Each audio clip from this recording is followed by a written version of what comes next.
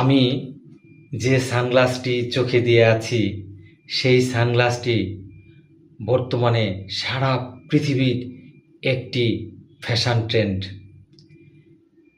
জি, এই যে আমি সানগ্লাসটি চোখে দিয়ে আছি, এই সানগ্লাসটি কিন্তু তৈরি হয়েছিল মূলত পাইলটদের জন্য। জি, ঠিকই শুনছেন, এই সানগ্লাসটি তৈরি হয়েছিল পাইলটদের জন্য। এই সানগ্লাস তৈরি করেছিল আমেরিকার বিখ্যাত সানগ্লাস কোম্পানি বাউশ অ্যান্ড লম্ব কোম্পানি। জি বন্ধুরা, গঙ্গার ইট থেকে আমি আছি আপনাদের সাথে।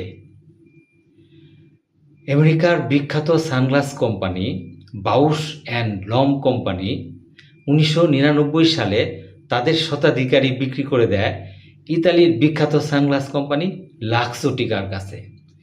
আবার লাক্সোটিকা তাদের অঙ্গ সংগঠন রেভেনের কাছে রেভেন নাম নিয়ে দুই ধরনের সানগ্লাস তারা সারা পৃথিবীতে মার্কেটিং করে।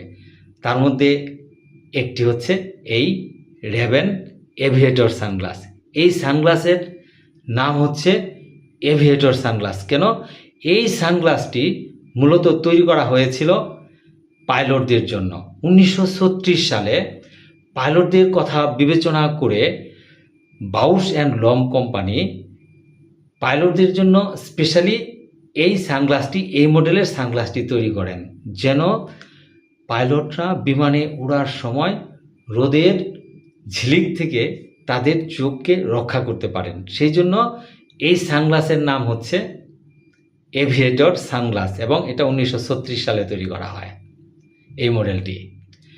বাংলাদেশের প্রয়াত রাষ্ট্রপতি রাখাল রাজা খ্যাত সবচেয়ে জনপ্রিয় রাষ্ট্রপতি মরহুম প্রেসিডেন্ট জিয়াউর রহমান কিন্তু 70-এর দশকে এই সানগ্লাসটি ব্যবহার করে সারা বাংলাদেশের ফ্যাশন সচেতন মানুষের কাছে মডেল হয়ে আছেন এই সানগ্লাসের জন্য। সেই জন্য বাংলাদেশে এই সানগ্লাসটি জিয়া সানগ্লাস হিসেবে পরিচিতি লাভ করেছে।